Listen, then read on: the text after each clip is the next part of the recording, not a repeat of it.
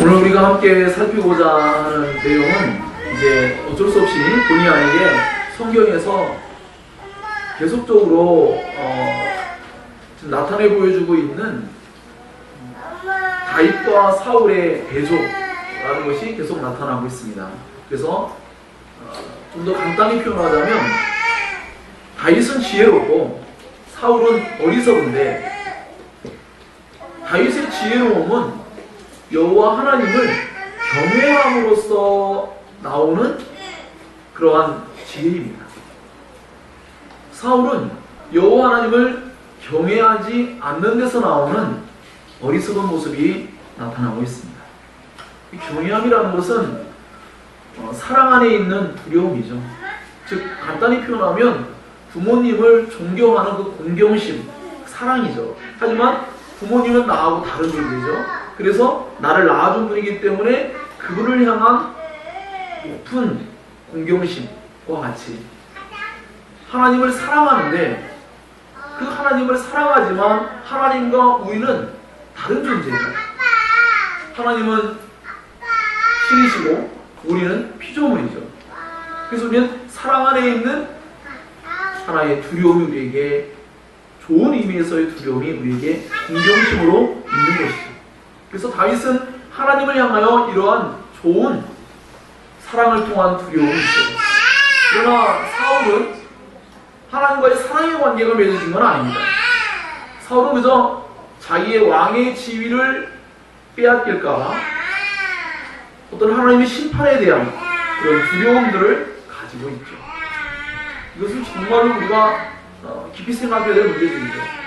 하나님의 복음을 통하여서 하나님을 즐겁게 섬기는 일과 율법을 통하여서 율법주의적인 태도를 가지고 하나님께 벌을 받지 않으려는 태도로 의무를 이행하려고 하는 것은 정말 다른 차원입니다. 부모를 공경해서 사랑함으로 자발적으로 스스로 그 부모의 이름에 욕되지 않게 부모의 명예를 위해서 살아가는 것과 달리 그저 부모에게 혼나지 않고 자기의 어떤 이익이 되기 위하여서 어쩔 수 없이 해야 되니까 하는 그러한 태도는 정말로 다른 것입니다. 신앙이 그렇습니다. 하나님께서 우리에게 이루어 놓으시고 우리를 통해서 이루고자 하시는 그 신앙은 이와 같이 사랑으로 말미암아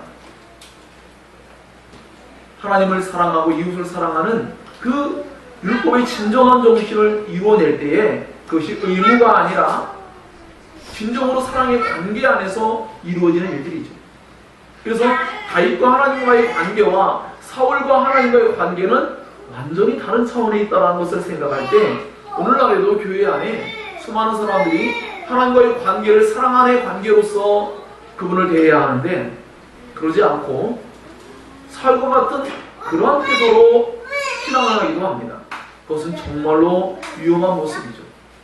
물론 우리는 오늘 본문을 통하여서 그저 다윗이 영웅이고 사울은 지금 비참한 어떠한 죄인과 같이 전락하는 미치광이와 같은 모습, 이 두 가지를 대조하려는 건 아닙니다. 분명히 그런 모습들이 나타나고 있지만 그 이면에는 언제나 하나님의 섭리가 있는 것이죠. 결국 사실은 다윗 속에도 사울적인 그러한 태도가 나중에 나타나게 되고 사울도 처음에 어떤 겸손한 면모를 나타내는 것을 보았을 때 결국 하나님과 동행하는 삶, 하나님과 함께하는 삶, 하나님의 은혜를 받는 삶, 여러분이 조금 아까 찬양을 배웠던 것처럼 정말 그 은혜가 주어져야만 하나님께 가까이 하는 사람들에게 은혜가 주어지겠죠. 하나님을 경외하는 사람들에게 끊임없이 은혜가 경험되겠죠.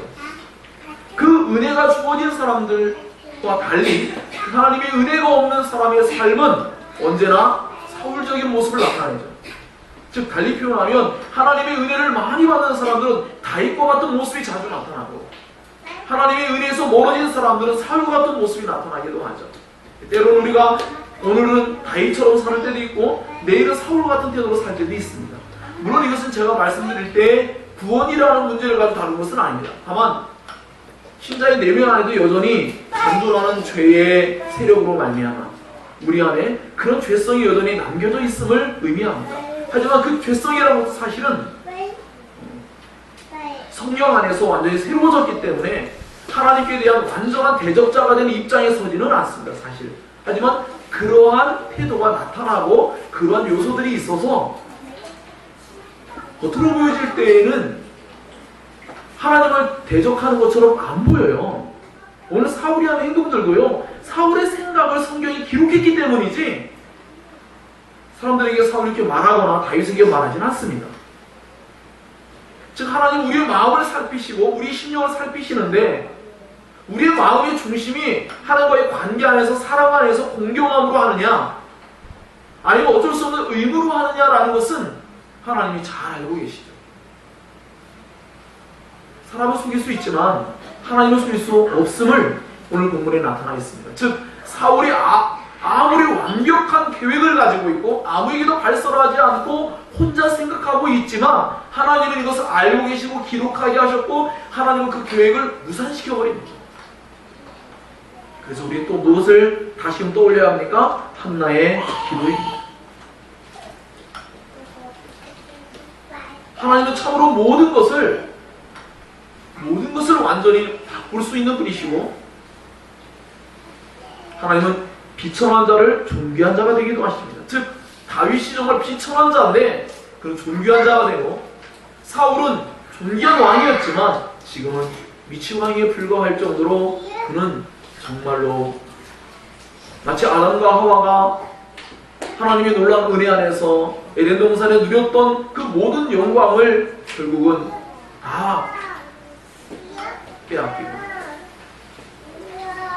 죽음에 대한 두려움과 하나님의 형벌 아래서 비참한 모습으로 사는 것과 같이 이 사울은 그런 삶을 살고 있는 것이죠. 즉 달리 말하면 우리 모두가 교회를 다니고 있고 신앙하고 있지만 하나님과 동행하고 하나님을 경외하는 마음을 가지고 하나님과의 사랑의 관계가 잘 되어져 있지 않다면 우리도 세상 속에서 불신자와 방불한 그러한 비참함을 충분히 경험할 수 있다는 것이죠. 물론 신자는 그런 모든 것들조차 결국은 하나님이 선용하셔서 결국은 구원에 이르게 할 뿐만 아니라 성화에 이르게 하시고 점점 하나님을 참되게 사랑하는 것을 가르쳐줘요. 왜? 모르니까. 무지하니까 그렇죠. 하나님에 대해서 무지하니까 하나님이 좋은 방법을 가르쳐줘도 우리의 귀가 그 말씀을 듣지를 못해요. 그러니까 하나님께서 다른 방법으로 우리에게 들려주셔야만 하겠죠. 때로는 기적을 통해 들려주시기도 하고 때로는 어떤 환경을 바꾸시기도 하고 주변에 나타난 수많은 사건과 일들을 통해서 하나님 우리에게 말씀하기도 합니다. 그래서 우리는 그러한 것들을 통하여서 우리에게 말씀하시는 하나님의 그 음성을 들어야겠죠. 즉 우리가 요한계시록 공부할 때와 같이 성령이 교회들이 하신 말씀을 들으라 라는 그 말씀은 단순히 성경 말씀을 이걸 읽어냈기 때문에 낭독하니까 들으란 뜻이 아니겠죠. 그 말씀을 마음에 새기고 그 말씀대로 살고자 분투하며 그 말씀대로 사는 것만이 내가 살아가야 될 유일한 삶의 법칙이라고 여기고 그렇게 사는 것이죠. 그 단계까지 가지 않으면 결국 이스라엘 백성들이 광야에서 하나님의 말씀을 순종하는가, 즉 하나님을 사랑하는가 사랑하지 않는가, 하나님을 순종하는가 순종하지 아니하는가를 테스트 받던 것과 같이 그러한 광야의 삶을 경험할 수도 있다라고 성경은 우리에게 언제나 말해주고 있습니다. 그래서 우리는 다윗과 사울을 살피면서 우리는 언제나 어떤 한쪽 측면만을 바라보아서는 안 되고요. 사람들에게 나타나는 현상 때문에 그 사람들이 한 행위에 의해서 그 사람들의 내면이 일치되지 않는 모습도 우리는 볼 수 있어야 합니다. 달리 표현하면 다윗이나 사울이나 하나님의 은혜가 없으면 모두가 성하지 않습니다. 우린 지금 다윗의 좋은 면만을 보고 있지만 나중에 나타날 다윗의 또 다른 면은 정확히 사울과 똑같은 면을 그대로 드러냅니다. 그래서 우리는 이 말씀을 살피면서 언제나 우리의 내면을 살피면서 결국 하나님의 은혜, 하나님과 동행하는 삶, 하나님을 경외하는 삶, 하나님을 사랑하는 그 관계가 흐트러지기 시작하면 언제라도 그런 모습들이 나타날 수 있음을 우리는 주의해야 되고 정말 경각심을 가지고 이 말씀을 대할 수 있어야 한다라는 것입니다. 자, 그래서 우리의 마음속에, 여러분 마음속에 하나님을 향하여 정말 경외심을 가지고 있는지에 대해서 좀 생각을 깊이 해보시길 바랍니다. 하나님을 경외하는 마음, 하나님을 정말 두려워할 줄 알고 또 하나님을 정말 참되게 사랑할 유일한 존재임을 온전히 믿고 하나님께서 우리에게 말씀하신 바와 같이 너희는 마음을 다하고 뜻을 다하고 성품을 다하고 너희의 전 존재, 저 인격을 다하여 하나님을 사랑하라는 그 말씀을 생각해 보아야 합니다. 우린 그 말씀을 알고 있지만 마음에 새기며 살아가지는 않는 때가 참 많지 않을까라고 생각합니다.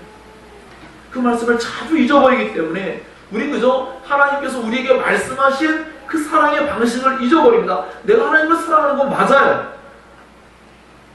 하나님은 너의 마음을 다 알아요. 뜻과 너의 힘을 다하여 우리의 지정의 전 존재를 다해서 하나님을 사랑했다고 했습니다. 그저 너의 마음이 그래, 네 마음 알아. 그러지 않으셨어요. 근데 우리는 그저 하나님 내 마음 아시죠. 그것은 성경의 말씀을 가감하기 시작하는 그러한 태도와 진배가 없습니다. 우리 좀 더 진지하게 하나님 말씀을 대해야 하고 그 말씀을 통하여서 하나님께서 우리에게 왜 그렇게 제시하셨을까? 전 존재를 다하지 않으면 우리는 언제나 흐트러집니다. 정말 어떠한 순간에도 어떠한 때에도 우리는 항상 저 자신도 그렇고 예배드리는 순간에도 늘상 흐트러집니다. 우리의 마음은 하나님께 올곧게 행하기가 너무나 어려울 때가 많아요. 작은 거 하나에도 얼마나 자주 흐트러진지 이루만할 길이 없습니다. 자신에 의해서 흐트러집니다. 남에 의해서 흐트러집니다. 상황에 의해서 흐트러집니다. 하나님은 우리의 마음과 뜻과 힘을 다해서 하나님을 사랑하라고 말씀하셨습니다. 여러분이 하나님을 사랑함에 있어서 힘을 다하고 있나요? 뜻을 다하고 있나요? 여러분의 감정을 하나님께로 막 집중해서 하나님을 향하고 있나요? 그것이 우리에게 우리의 삶을 바꾸는 엄청난 계기가 될 것입니다. 그렇지 않으면 우리는 악한 마귀가 너희는 하나님을 사랑하잖아. 하나님도 너희를 사랑해. 라는 말씀 속에서 우리는 그만 성경에서 하나님께서 어떠한 방식으로 사랑하라는 그 말씀의 진정한 의미를 잊어버리고 우리는 그다지 힘을 쓰지 않고 우리의 뜻을 집중하지 못하고 우리의 감정을 하나님께 올곧게 향하지 못하고 우리는 세상에 있는 수많은 것들의 마음을 빼앗기는 것보다도 하나님께 마음을 드리지 못하고 우리의 가족과 자녀와 우리의 부모와 우리의 사랑하는 연인과 여러분이 사랑하는 어떤 물건보다도 더 힘을 쓰지 않을 때도 많습니다. 그것이 우리로 하여금 서울적인 삶을 살게 하는 무서운 일이라는 것을 여러분 마음에 깊이 생각하시고 정말 집에 돌아가서도 무릎을 꿇고 내가 정말 하나님을 사랑하기 위해서 노력을 했는가 생각해 보십시오. 그 노력으로 구원받는 게 아니라 그런 유치한 질문을 하자는 게 아니라 여러분이 하나님과의 관계가 어떠하냐를 생각하는 거죠. 여러분이 누군가를 사랑하는데 그 사람을 사랑 속에는 반드시 수고가 따르죠. 사랑에 수고가 없다면 이미 사랑이 아니죠. 성경에서 정의한 사람은 아닙니다. 오늘 시간이 없어서 그 문제까지 다 다루지 못하지만 여러분 고린도서에 나와 있는 13장에 나와 있는 사랑장이 사랑에 대한 정의고 여러분이 반대로 생각해 보세요. 여러분 흔히 생각할 때 사랑은 언제나 오래 참고 그래서 사람에게만 항상 적용할 때가 많잖아요. 하나님께 적용해 보세요. 전혀 다르게 말씀이 다가올 것입니다. 어쨌든 우리의 문제는 언제나 사랑의 결핍입니다. 사랑을 행할 능력이 없음입니다. 하나님께서 우리에게 말씀하시는 모든 것들은 그 길이 아니면, 그렇게 하지 않으면 진정한 신앙을 살아낼 수가 없기 때문에 하나님이 말씀하시는 것이다 라는 것을 진정으로 기억해야 합니다.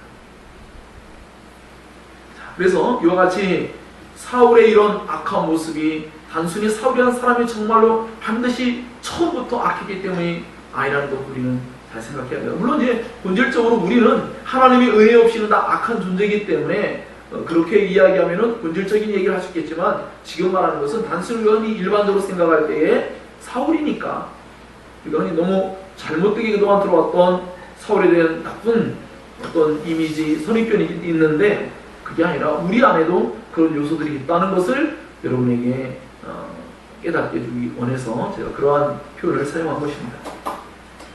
여튼 사울은 하나님과의 관계 안에서 그는 실패하겠죠. 그는 하나님과의 관계가 실패돼도 사실은 왕으로서 자리를 빼앗긴 상태는 아직 아니에요. 적어도. 그러니까 착각을 하는 거죠. 그러니까 하나님 없어도 믿음으로 안 살아도 당장 벼락이 쳐서 죽거나 그러지는 않아요. 그래서 우리는 주의해야 되겠죠. 왜냐하면 때로는 정말 그렇게 하실 수도 있는 분이라는 것도 기억해야 합니다. 단순한 우리 1차원적인 생각에서 우리의 악한 어리석은 생각에서 흔히 하나님이 있다면 이렇게 해보라고 하는 태도처럼 그렇게 하는 유치한 발상은 하나님의 지혜에서 없습니다. 하지만 우리는 생각을 좀 더 해봐야겠죠. 왜냐하면 오늘 저도 처음 알았는데 오늘 제가 뉴스를 안 보다가 나중에 늦게 이제 소식을 알게 이제 런던에서 화재가 나가지고 아까 말씀드린 바대로 나눈 대로 그 27층인지 24층인지 뭐 뉴스가 다 다르긴 한데 불이 나가지고 엄청난 피해가 지금 있다고 얘기 들었어요. 그래서 뭐 고층 빌딩에 대한 얘기도 해보고 뭐 그 안전 불감증에 대한 얘기도 해보고 뭐 여러 가지 얘기를 아까 식사하면서 얘기도 나누고 막 그랬는데 사실 본질적인 것은 하나님의 은혜죠. 왜냐하면 예수님께서 누가복음서에 말씀할 때 실로암 망대에 치여서 죽은 사람들이 있대요. 18명이나 있대요. 주님 뭐라고 말씀합니까? 너희도 회개하지 않으면 다 이와 같이 망하리라. 너희가 뭐 더 잘나서 너희들이 지금까지 살아있느냐? 그게 아니라는 거예요. 잠을 자고 있는데 새벽 1시 45분에 갑자기 불이 났어요. 여러분 스스로 생각해 보세요. 우리 인진 사모님 댁은 1층이라 네, 다행히 이제 만약에 20층인데 뛰어내린다면 어떻게 될까요? 근데 뛰어내린대요. 그냥 불 속에 그냥 죽으니까 뛰어내리면 살 확률이 좀 있잖아요. 정말 너무나 마음 아프고 새벽 1시 45분이면 일가족이 다 들어와 잠을 잘 시간이잖아요. 가족이 다 같이 죽을 수도 있고 여러 가지 사건들이 발생하겠죠. 우리의 일상의 삶 가운데 늘 이렇게 가까이 있습니다. 우리는 런던에서 일어났으니까 나는 고층 아파트에 안 살으니까 정말 좀 어리석은 생각이다. 그렇게 생각이 듭니다. 정말 하나님의 은혜 아니냐. 그 은혜가 우리 안에 주어졌기 때문에 우리가 지금 살고 있습니다. 그 은혜로 말미암아 우리가 예배하고 있고 믿음 생활하고 있고 하나님 말씀이 들려오는 것입니다. 하나님의 뜻대로 살고 싶은 욕구가 생기고 하나님의 이름과 그 명예를 위해서 살고 싶은 새로운 거룩한 열망이 생겨나는 것이죠. 이 모든 것들은 그야말로 하나님의 은혜입니다.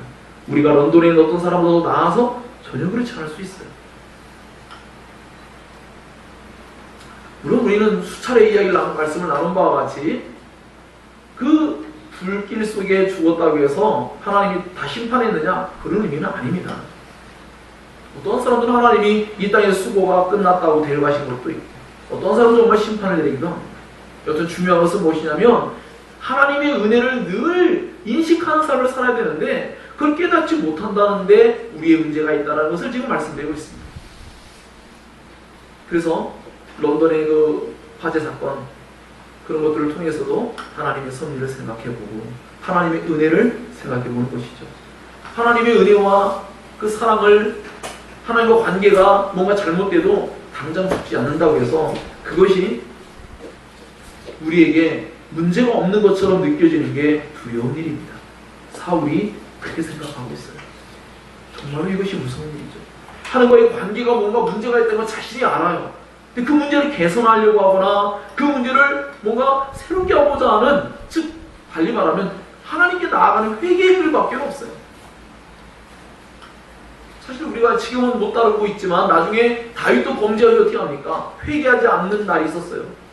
1년 넘게. 그러면서 정말 하나님 앞에 하나님이 막 그를 짓누른 듯한 압박감을 줘도 막 버티는 거예요. 막 버티다가 나중에 나단 선지자가 와서 지적할 때 그제서야 버티다가 그리고 하나님 앞에 회개하고 깨어지는 거죠. 살 길은 회개입니다. 그런데 우리는 회개를 좀 미뤄둘 때가 많고 하나님께 양해를 구할 때도 많고 우리는 우리 생각에 스스로 자기를 자유하게 할 때도 많아요. 그렇지 않습니다. 언제나 하나님 말씀을 가지고 우리 자신을 살펴야 합니다. 잠언 14장 11절 12절 말씀에 보면 어떤 길은 사람이 볼 때 너무나 좋은 길 같이 보여요. 기회라 보이고 좋은 길 같아요. 그러나 필경은 사망의 길이라고 했습니다. 아담과 하와가 범죄할 때에 그것을 선악과를 따먹는 일이 좋은 것 같았죠. 좋았을 거라 생각하면서 했지 않겠습니까? 그러나 사망의 길이었습니다. 우리가 생각할 때, 사람이 생각할 때, 악한 사울이 생각할 때 꾀를 내고 간교한 계획을 세웠는데 그러면서 자기가 원하는 길을 가고 있어요. 아무도 막을 자는 없습니다. 왕이 어떤 행동을 하는데 누가 막겠습니까? 그런데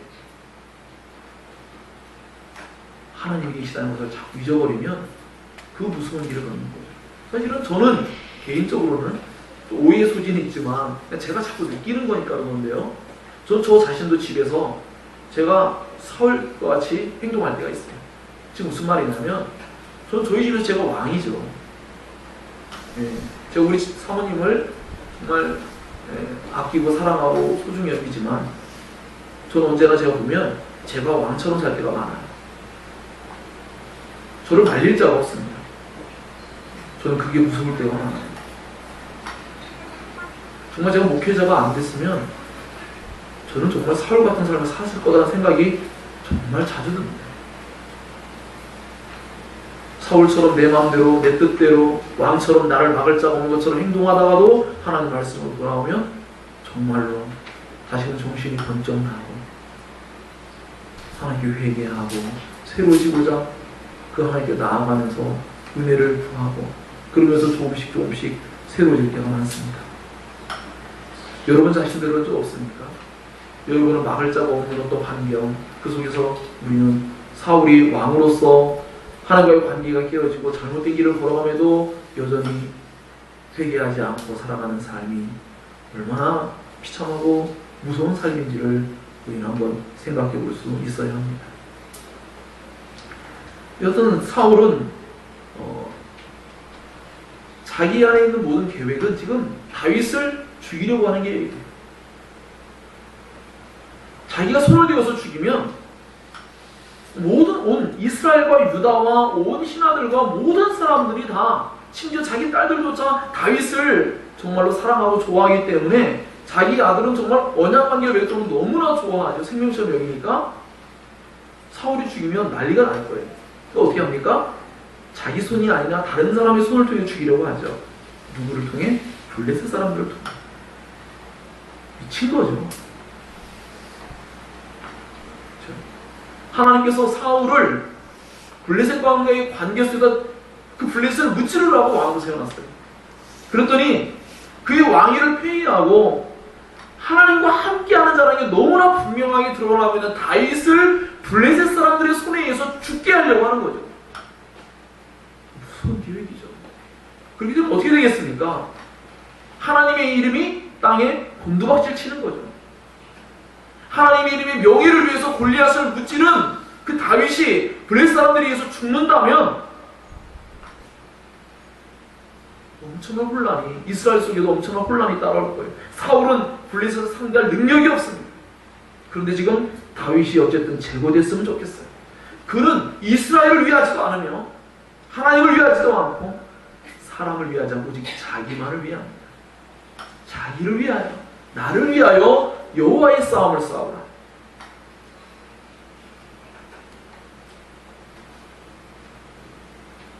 그런데 이런 모습들이 우리들 속에도 내면을 잘 살펴보면 우리는 우리에게 조그만 어떤 위태한 상황이 발생하고 자기의 자존심이나 어떤 체면이 깎이거나 부끄러운 일이 발생하면 우리는 그것을 무마하고자 우리는 자기를 위해서 그 보호장치가 가동하기 시작합니다.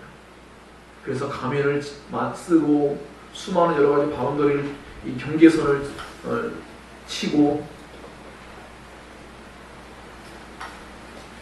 합리화하며 또 다른 사람에게 죄를 전가하거나 책임을 떠넘기거나 온갖 사건들이 막 발생합니다. 사울은 정말로 제가 좀 아까 과하게 표현한 것 같지만 정말로 미친 겁니다. 신자가 하나님의 말씀을 떠나면 하나님 입장에서 볼 때 미친 사람 같은 거예요. 광인과 같이 제정신 못 차리고 말씀대로 안 살을 때 하나님께서 볼 때는 쉽게 말하면 신약 성경의 개념으로는 술 취한 자처럼 성령에 취해야 되는데 갈짓자 걸음을 걸으면서 가는 거죠. 말씀의 길을 올바르게 가는 게 아니라 왔다 갔다 말씀을 지나쳤다 왔다 갔다 하면서 살아가는 거죠.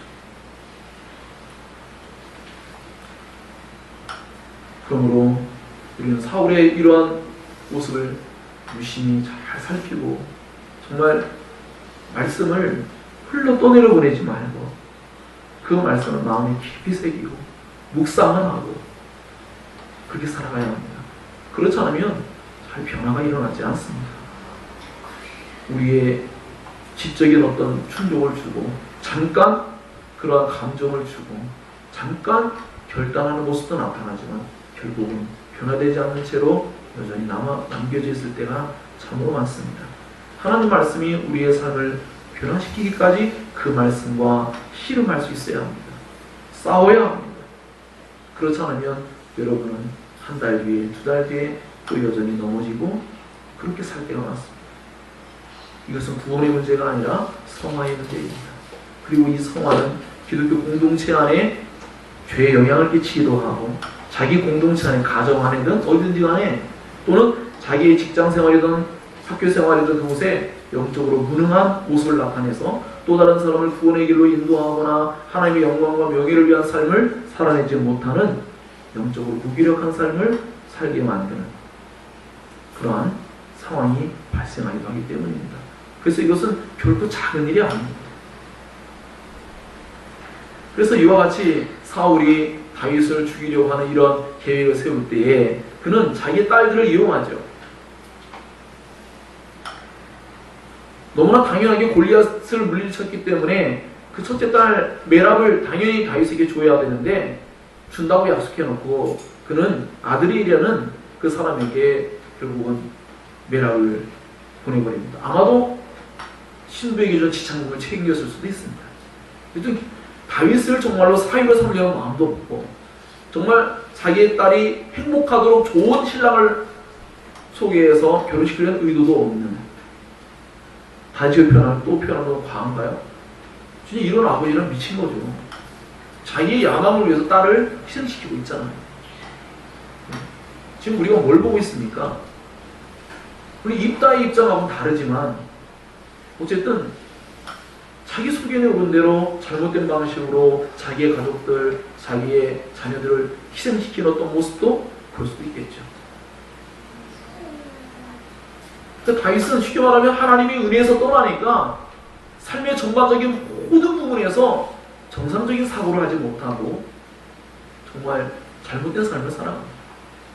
이 세상에서 죄를 짓는 사람들을 유형을 잘 보면은요, 그들이 예전에 정상적이지 않았느냐? 그렇지 않아요. 정상적이었다가도 죄가 마음을 틈타고 들어와서 사람으로 하여금 죄를 짓게 하면 비정상적인 삶을 살게 하는 것이 가시적으로 겉으로 드러난 것이 우리가 목격하게 되는 죄의 사건들이죠. 어쨌든 사울은 그래서 메락도 그렇게 하고 미갈도 그렇게 합니다. 미갈이 다윗을 사랑한다는 얘기 들으니까 좋게 여겼어요. 어떻게 해요? 다윗을 죽일 수 있는 기회로 삼았죠. 그러니까 사울은 다윗을 죽일 수 있는 기회로 자기의 딸을 사용하고 있고, 다윗은 왕이 사위가 된 것을 좋게 여겨서 그것을 또한 기회로 삼습니다. 왕가에 들어가서 하나님께서 말씀하신 왕의 자리에 이제 들어가나 보다라고 생각할 수 있지 않겠습니까? 한 사건 속에 두 사람이 전혀 다른 기회의 길로, 기회의 것으로 삼고 있어요.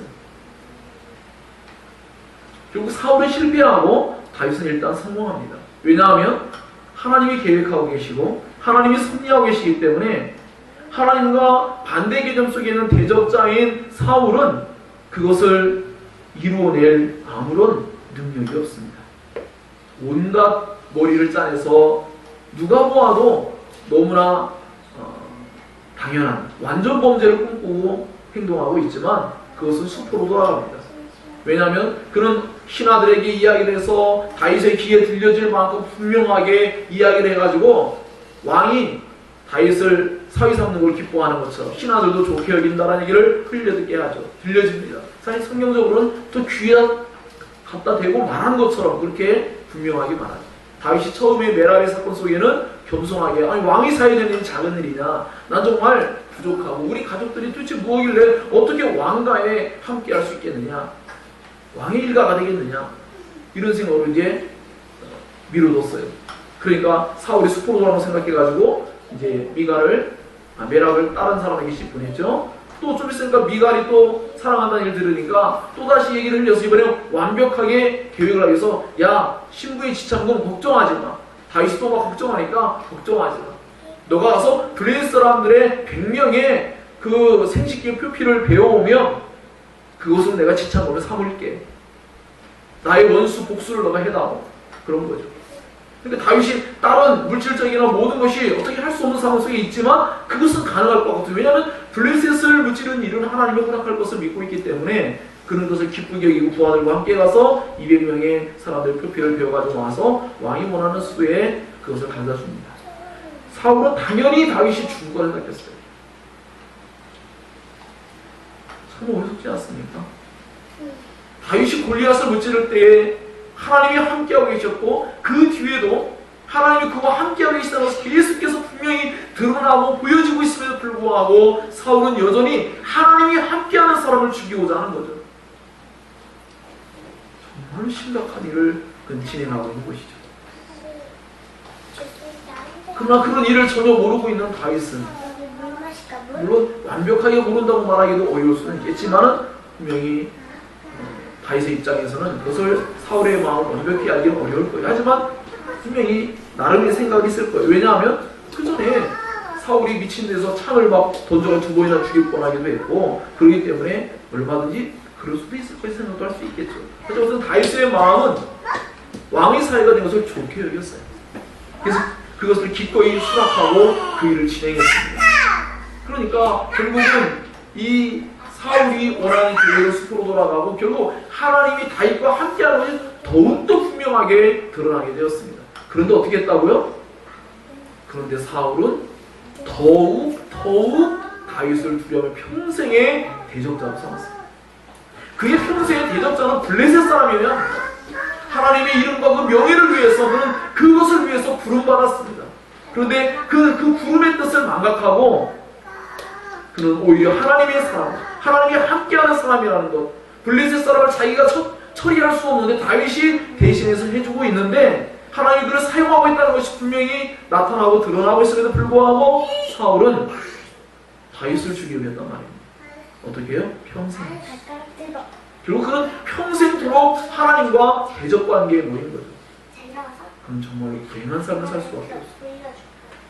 하나님을 떠난 자는 결국은 죄악 가운데서 결코 하나님께서 평강을 주시지도 않고 행복을 누릴 수도 없는 그러한 비참한 삶을 살게 됩니다. 사랑하는 여러분, 그렇기 때문에 우리는 이러한 내용의 이면 속에 있는 하나님의 섭리, 하나님의 주권, 하나님의 은혜, 이런 같은 것들을 전체적으로 늘 머리에 염두에 두고 이런 말씀들을 대해야 합니다.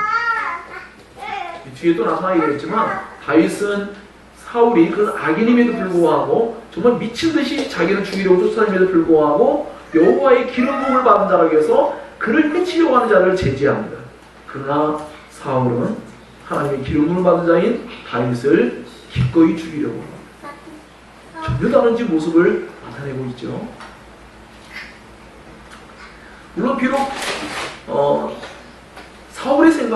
사울이 직접 다윗이 기름 부음을 받은 것을 본 적은 없기 때문에 그렇게 말하기 어려운 면모도 있지만 분명히 하나님이 함께하고 있는 것을 놓고 보았을 때 사무엘이 했던 말들을 생각해 본다면 얼마든지 하나님이 예수의 왕이 이 다윗이 합니까 하는 생각을 얼마든지 유추할 수 있겠죠. 사울은 악한 꾀를 가지고 있습니다. 하나님을 떠난 자들은 언제나 악한 꾀를 내기 마련입니다. 그러나 하나님과 함께하는 사람들은 언제나 화평을, 우리가 야고보서 말씀처럼 3장에 나와 있는 말씀처럼 언제나 양심하고 화평하고 사람들에게 평화를 가져주는 그런 태도를 나타내기 마련이죠. 그러나 하나님으로부터 오는 지혜가 아닌 악한 계획들은 언제나 사람들과 시기와 다툼과 수많은 혼란과 싸움을 가중시키죠. 그래서 오늘 저는 제목을 다윗의 지혜와 사울의 관계라는 제목을 지어서 함께 말씀을 살펴보겠습니다. 사랑하는 여러분, 하나님의 지혜를 사람이 당할 수 있을까요? 없잖아요. 지금 한나의 기도부터 계속해서 우리가 이 사무엘서를 다루면서 나온 내용들이 뭡니까? 하나님의 주권자일 뿐만 아니라 그 하나님을 믿고 따르는 것이 최고의 지혜다. 그 하나님의 모든 것을 낮출 수도 있고 높일 수도 있고 살릴 수도 있고 죽일 수도 있는 모든 주권자가 아니라, 그럼 그 하나님과의 관계를 올바르게 하는 것이 그 사람의 최고의 지혜가 아니겠느냐. 그 말씀을 우리에게 지금 알려주고 있어요. 여러분, 날마다 매일 살아갈 때, 여러분이 누군가를 만날 때 가장 만나고 싶고 기뻐해야 될 존재는 사실 물론 사람이 아닌 부분이기 때문에 사람과 비교하기 어려운 면모를 가지고 있지만, 우리가 과연 그만큼 다른 사람을 만나거나 다른 무언가를 대할 때보다 아까 계속해서 말씀하신 것처럼 하나님을 사랑하고 경외심을 가지고 공경심을 가지고 그 하나님을 가까이 하려는 마음을 갖고 사느냐 라고 볼 때 우리가 그러지 못한 모습들이 있죠. 현대인들이 너무 바쁘다는 이유로 하나님과의 관계가 얼마나 중요한지를 인식하지 못하고 있는 거죠. 여러분이 정말로 지혜로운 자들이라면 하나님을 가까이 하며 복이라는 그 말씀을, 생명의 말씀을 붙잡고 온 천하 만물을, 우리가 이번 주일날 함께 말씀을 살필 때 시편 50편에 나와 있는 말씀을 함께 살폈어요. 저는 그 말씀을 살필 때 우리 믿음 소망이가 떠올랐어요. 우리 믿음 소망이가 그런 말씀들을 붙잡고 살면 좋겠다라고 생각을 했어요. 그래서 그 말씀을 보면 이런 내용이 나와요. 내가 가령 죽여도 내게 이르지 아니할 것은 세계와 거기 충만한 것이 내 것이며. 막 마음이 벅차오지 않습니까? 온 세계와 거기에 충만한 것이 다 내 거다. 더 이상 하나님을 어떻게 표현해야 합니까? 더 이상 하나님을 어떻게 표현해야 우리가 그제야 하나님이 가장 높은 분이라고, 그 하나님께 어서 친해지자고, 어서 가까이 가자고 그렇게 하겠습니까? 근데 우리는 참으로 무뎌요. 하나님은 정말 성경 속에 천만 가지의 또 다른 언어를 사용하면서 끊임없이 우리에게 있는 그 부패한 마음을 일깨워주고 우리의 무감각함을 다시금 일깨워주고 있어요. 오늘 부분도 전혀 다르지 않는 그런 말씀입니다. 그런 말씀을 수많은 다양한 사건과 환경과 그런 일들을 통해서 여전히 하나님은 똑같이 말씀하고 계세요. 너희들 도대체 무엇을 사랑할래? 너희들 도대체 무엇을 가장 높이 여길래? 너희들 무엇을 위해 사는 게 가장 올바르고 지혜로운 삶이냐? 오늘 우리가 함께 살핀 말씀에 답이 다 들어있습니다. 말씀을 듣기만 하는 자가 아니라 지켜야 하며, 말씀을 알기만 하는 것이 아니라 그 알미 단순한 정보를 습득한 것이 문제가 아니고, 중요한 것이 아니고, 그 정보가 우리의 삶의 내면에 정말 영원한 생명과 연관을 맺기까지, 우리에게 진정한 참된 신앙의 기쁨을 누리게 하기까지 그 말씀을 붙잡고 살아야 합니다. 물론 모든 면이 다 올바르진 않을 수 있지만, 우리 이제 여러분이 잘 알고 있는 가까운 사람은 제가 좀 얘기를 하면 우리 성애자매가 잘하는 것이 하나 그거죠. 하나님 말씀을 암송할 줄 알고 그 말씀을 붙잡고 실험을 하고 계속 묵상하는 거예요. 그러니까 그런 부분에서 자꾸 진보가 일어나는 거예요. 당장 겉으로는 막 진보가 많이 나타났지만 그의 내면 안에는 계속적인 진보가 나타납니다. 내면부터 진보가 나타나 어느 날 나타날 때는 굉장히 커다란 모습이 나타날 수 있습니다. 그러나 이런 싸움을 하지 않게 되면 우리 여전히 여러분이 우리가 지금 우리 알스 스쿨 교수님 책 기독교 신조의 매기가지에 나와 있는 내용처럼 서문을 읽어보신 분은 알겠지만 영적 유학이 있는 사람처럼 손이 오랫동안 교회에 머물러 있지만 손이 아직도 영적인 유학에 머무는 사람이 정말 많이 있습니다. 하나님을 경외함에 대하여, 하나님을 사랑함에 대하여, 하나님과의 관계에 이 모든 것들 여러분 깊이 생각하시면서 오늘 말씀 통해서 우리가 살아가는 삶의 지혜가 무엇이냐. 다윗이 그렇게 지혜로운 자라고, 그가 23절에는 그는 자기 비천한 자라고 스스로 말해요. 가난하고 난 비천하다. 그럼 30절은 뭐라고 말합니까? 그가 모든 사람 중에 가장 존귀한 사람이 된 거예요. 무엇 때문에요? 여호와 하나님과 동행하고 함께함으로. 하나님 여러분, 피하는 말씀이죠. 하나님과 사람 앞에 존중 여김을 받고 사랑받는 것은 하나님을 사랑하는 것 외에는 방법이 없습니다.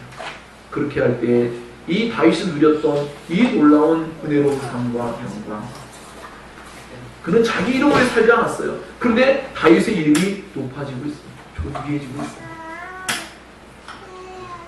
우리 모두가 이 말씀을 정말 다시 한번 당부의 말씀드리는데, 다음 주에 올 때 3일장 18장 또 잊어버리고 계시지 말고 이 말씀을 일주일 내내 싸우고 붙잡고 실험하고 이 말씀에서 기뻐하고 그 말씀이 우리를 다스리고 통치함 속에서 참된 자유함과 회개의 자리로 나아가고 기쁨을 누리는 그런 영광스러운 생명력이 있는 그런 말씀이 되기에 아끼지 않는 수고로 힘쓰고 애써 수고해서 금광과 같은 그 금을 캐내는 그런 말씀을 되기를 주의 이름으로 축원합니다.